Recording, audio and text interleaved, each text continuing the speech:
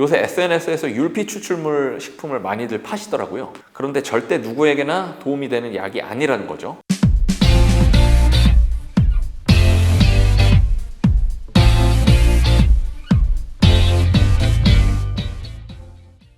안녕하세요. 한의학 박사 이지승입니다. 봄이 무르익나 싶더니 날씨가 급격하게 더워졌습니다. 여름이 성큼 다가왔음을 부쩍 실감하게 되는 날씨인데요. 그런데 여름이 다가오는 게 영 달갑지만은 않다 하시는 분들 계실 텐데요. 바로 우리 인류의 영원한 숙제이죠. 다이어트의 계절이 돌아왔다는 뜻이거든요. 옷차림은 얇아지고 내가 진짜 올여름은 새로운 몸으로 맞을 거다 다짐했던 분들 마음들이 조급해지실 겁니다. 한의원에도 부쩍 다이어트에 대한 문의가 많아지는 시기가 바로 이맘때인데요. 다이어트 방법으로 가장 많이 선호되고 있고 여러 통계에서 다이어트 성공률 1위 방법으로 꼽히고 있는 다이어트 한약에 대해 관심이 많으실 겁니다. 자, 그렇다면 오늘은 다이어트 한약이 과연 어떤 약인지, 그리고 또 어떤 원리로 체중 감량 효과를 나타내는지에 대해서 이야기를 나눠보겠습니다. 먼저 한의사가 처방하는 다이어트 한약은 의료기관마다 그리고 처방하는 한의사에 따라 그 구성 성분이 조금씩 차이가 나기는 합니다만요. 공통적으로 겹치는 대표적 기능이 몇 가지가 있는데요.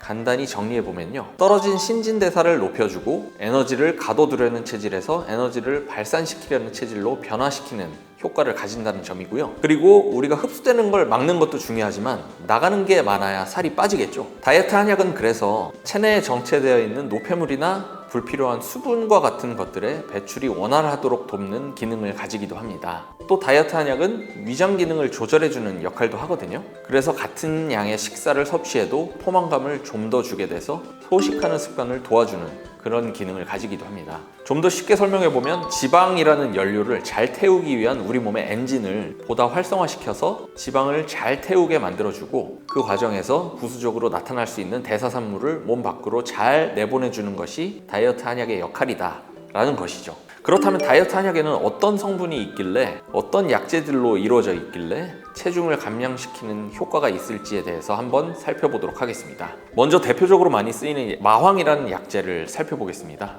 다이어트 한약에서 가장 많이 쓰이고 있는 대표적 약재가 바로 이 마황인데요. 마황은 잘 쓰면 정말 요술과 같은 묘약이 되기도 하지만 잘못 쓰이게 되면 부작용이 상당히 강한 약재이기도 합니다. 마황은 마황과에 속하는 떨기나무의 줄기 부분을 이야기하는데요. 마황은 사상체질적으로 분류하면 태음인에게 배속되는 약재입니다. 태음인은 체질적으로 보면 비만해지기 쉬운 체질이거든요. 에너지를 대사해서 쓰는 양보다 몸에 가둬두고 저장하려는 성향이 높은 체질이기 때문에 비만과 더불어서 고혈압, 당뇨, 고지혈증 등과 같은 대사증후군이나 심혈관계 질환에 상대적으로 노출되기 쉬운 체질이 바로 태음인 체질입니다.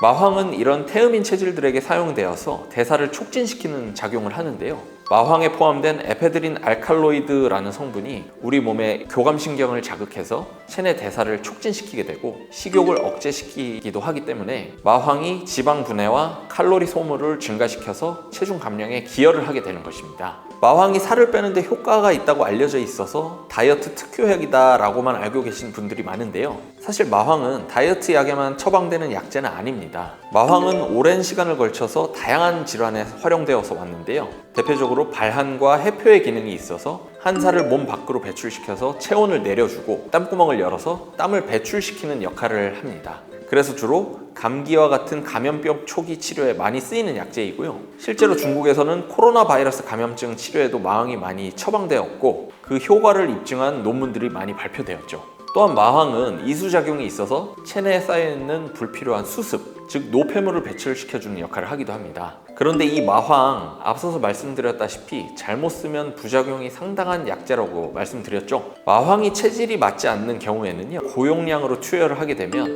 심한 불면증이라든지 두근거림, 두통, 어지럼증 등이 발생할 수가 있습니다. 쉽게 이해를 하면 우리가 커피를 많이 마셨을 때의 부작용과 비슷하다고 볼 수가 있어요. 카페인에 민감하신 분들은 아실 거예요. 심장이 두근두근거리고 손이 떨리는 느낌, 그런 불편감이 발생될 수가 있습니다. 또 마황을 너무 장기적으로 또는 고용량으로 남용했을 경우에는 생리불순이라든지 탈모와 같은 부작용이 올 수가 있고요. 혈압을 높이기도 합니다. 혈압이 올라가게 되면 심장이라든지 심혈관계 등에 부담이 될 수가 있고 심한 경우에는 심근경색이라든지 뇌출혈, 뇌혈과 같은 심뇌혈관 계통에 질환을 발생시킬 수 있는 원인으로 작용할 수도 있습니다. 그래서 이 마왕이라는 약재는 다양한 효능이 있는 약재이지만 적절한 용량을 체질과 상황에 맞춰서 복용하는 것이 무엇보다 중요하겠고요. 너무 오랫동안 6개월 이상 드시는 것은 좋지 않다, 그렇게 보시면 될 것 같습니다. 특히 앞서 말씀드렸듯이 혈압을 올릴 수가 있기 때문에 고혈압이라든지 심혈관계 질환이 있으신 분들은 굉장히 신중하게 사용되어야 하고요. 당뇨라든지 전립선 질환, 녹내장 등과 같은 이런 질환에도 마왕을 잘못 썼을 경우에는 심해질 수가 있기 때문에 주의를 하셔야 합니다. 평상시 정신과 질환이 있거나 정신과 계통의 약물을 복용하시고 있는 경우에는 마왕을 잘못 쓰게 되면 증상이 심해진다든지 정신과 약과 충돌할 수도 있기 때문에 저 같은 경우에는 정신과 계통 약물을 복용하시고 계신 분들에게는 마왕을 함유하고 있는 다이어트 약을 절대 처방하고 있지 않습니다. 결국 모든 약이 마찬가지겠지만 이 다이어트 한약도요, 반드시 전문 한의사와의 상의와 진찰을 통해서 적절한 용량을 내 몸 상태에 맞춰서 처방을 받으시는 것이 굉장히 중요하다라는 점을 말씀드리고 싶습니다. 마왕과 더불어서 다이어트 한약에는 흔히 율무로 알려진 의인이라든지 밤껍질로 알려진 율피라는 약재도 많이 쓰이는데요. 의인이나 율피는 대표적으로 대장이나 비위에 노폐물을 배출해주는 역할을 하는 약재입니다.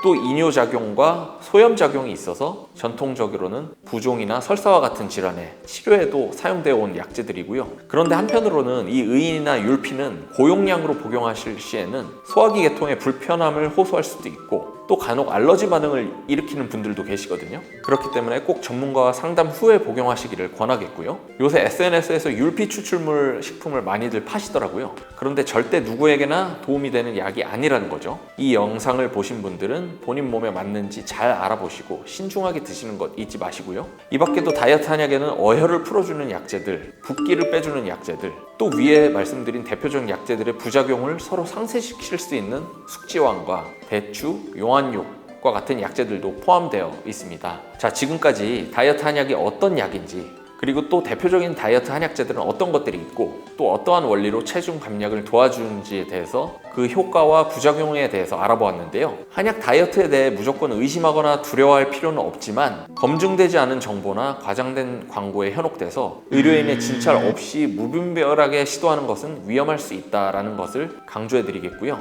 무엇보다 중요한 것은 다이어트 한약을 복용하시기 위해서는 전문가인 한의사의 충분한 상담을 통해서 나의 체질에 대해 정확히 파악하고 나에게 맞는 한약 처방을 받아 복용하시는 것이 가장 안전하고 효과 빠른 방법이다라는 것입니다. 균형 잡힌 식단과 적절한 운동을 병행하시면서 다이어트 한약을 도움을 적절히 받으신다면 여러분들의 건강과 아름다움을 지키면서 이상적인 몸에 한 걸음 더 다가가실 수 있을 겁니다. 그럼 모든 분들의 건강한 다이어트를 응원하면서 오늘 영상이 도움이 되셨기를 바라겠습니다.